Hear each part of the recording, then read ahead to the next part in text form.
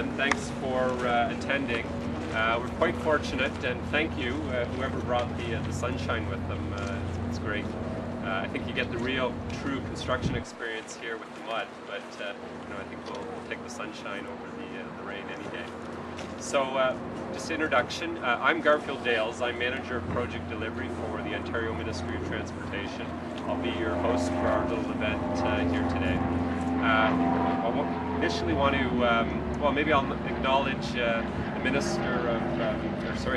Member of Provincial Parliament for Windsor West, Prestressed Group Inc, who's in the back with the media right now. But I wanted to thank her for taking some time out of her busy schedule to be with us today to talk about one of the important components of this project, and also a success story in terms of local involvement in the construction of the Windsor-Essex Parkway.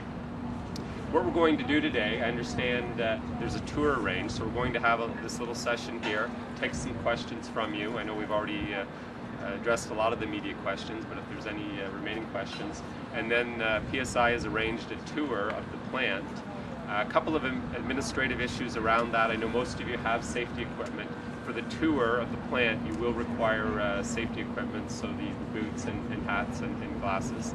And then the other part of that is that while you're in this location, certainly photos aren't an issue, but when we move into the plant, because of issues around how the concrete girders are manufactured, there is some confidentiality issues, so recording devices, as I understand it, Don, aren't allowed in the plant. And maybe this is a good point to introduce Don Little, who is with PSI, the president of PSI, and Don will talk about some of the technical information related to the concrete girders that we're going to talk about today. I also wanted to acknowledge that Michael Hatchell, the project director for the Parkway Infrastructure Group, unfortunately he had planned to be here today, but a couple of things back in the office had kept him from attending.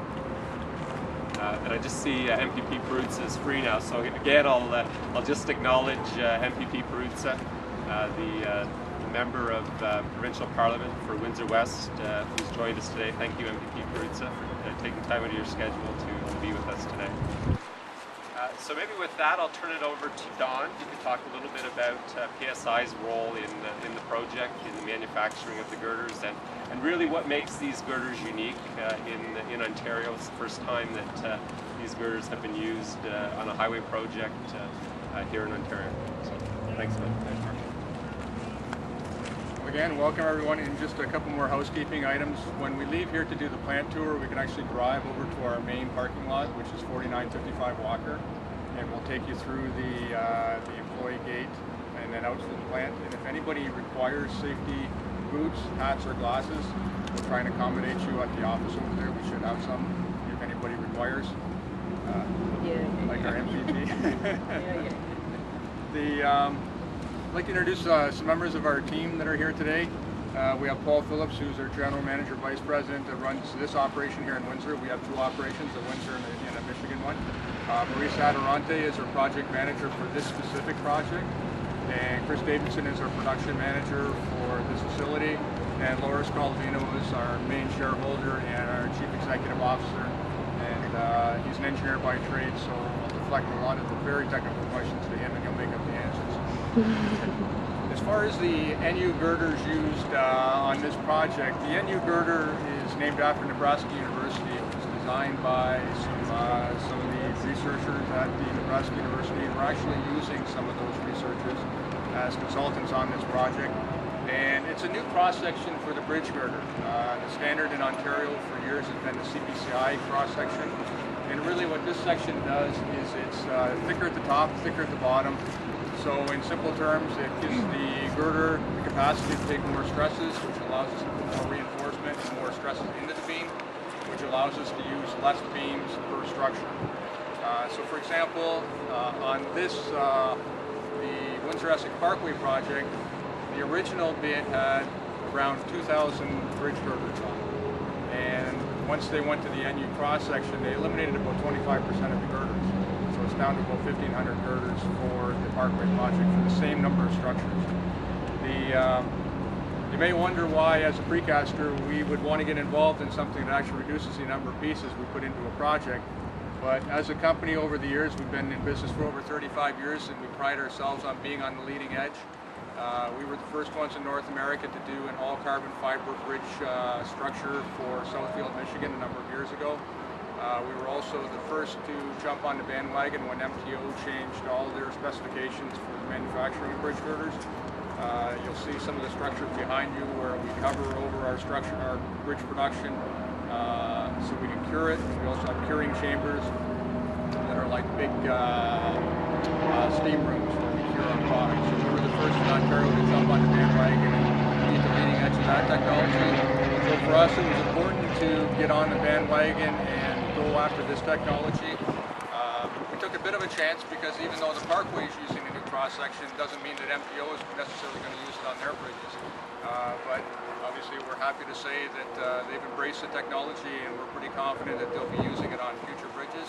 And that's important for us because we're the first ones in Ontario manufacturing them, and it puts us ahead of the game in terms of being able to provide the NU girders on future bridges here in Ontario.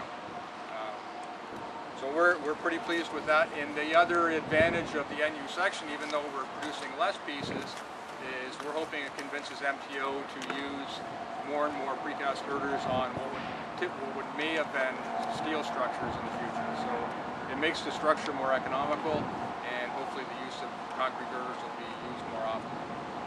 In terms of this project for our group of companies, like a lot of companies, we've struggled over the last few years with the downturn in the economy. Construction was certainly hard hit. Luckily over here in Ontario, both levels of government did a great job of getting infrastructure money to the street level. So we did see a decent amount of volume here in Ontario, but we relied a lot on the U.S. market out of this plant for a number of years. And the rising Canadian dollar and the economy downturn certainly had an effect on this plant. So the ability to produce over 500 bridge beams for this project and over 12,000 of these deck slabs, which sit in between our bridge girders, is an excellent opportunity for us to increase our volumes and hire additional workers to get that work done, and to do it for a local project. So as a company, we're very pleased with being involved with the project. It started out a little slower than we had hoped, but it's starting to roll now. We're getting into some constant production. The other thing this project does for us is the magnitude of the production for us, the over 500 bridge beams and the 12,000 deck slabs, is even though you look around and it looks like a construction site, the core of our business is manufacturing. And for manufacturing, the key is volumes and repetition. So now the number of girders and the volume of the deck slabs allowed us to invest in not just the new forms for this project, but also in some new technologies that makes us more efficient in producing the structures and also the deck slabs. So we've invested close to $1 million in new technologies and new formwork for this project, which will certainly help us in this project, but will also help us in the long run be more competitive. So we're very pleased with that, and again, obviously with the volume of this project, that helps us to offset those upfront capital costs to allow us to recover our costs faster. Again, we're very pleased to be involved in the project. We think it's a great project for this area, and it's certainly going to be a great project for us. Okay, great. Well, thanks, Don. Just wanted to echo a couple of the comments that Don made. I think it's really neat. I'm an engineer personally, so it's neat to be here to see some of the concrete elements, the girders and the deck panels that are eventually going to find their way just down the road here to be part of the bridges and tunnels for the Windsor-Essex Parkway. As Don mentioned, certainly from MTO's perspective, it's exciting to see this technology, this innovation coming to Ontario, being part of the Windsor-Essex Parkway project. And the other, I think, important point here too, and certainly PSI's involvement is key to the overall success of the project, particularly on the tunnel and bridge structures. But it's just one example of over 250 local companies that are involved with this project. The economic benefits certainly that it's going to bring to the region, and that's a very important point, I think, that shouldn't be lost in the event. certainly with that, I think that essentially closes sort of the formal part of today's session. We'll open the floor to any questions. Michael Hatchell is here in the orange vest. You won't miss him. I'll introduce Michael. He's the project director for the Parkway Infrastructure Constructors, and Michael can help answer any of the more technical questions around the design and construction of the project. So, were there any questions? So you use these like from? Will there be one on each side of the highway, or does this cover the full? Each one covers the full 6 lanes? It varies depending on where you are. There's usually 2 spans, so you have a pier in the center and you have it on the inside. There's a couple of exceptions, like Tunnel 10B, where it's just a single girder. How much do those little slabs weigh? Each? About 4,000 pounds. We'll go with English units. Okay. Any other questions?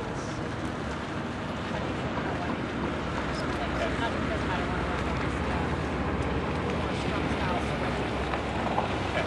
Well, we'll certainly would welcome everyone to join us on the tour of the plant, and we'll head over there next. Thank you very much.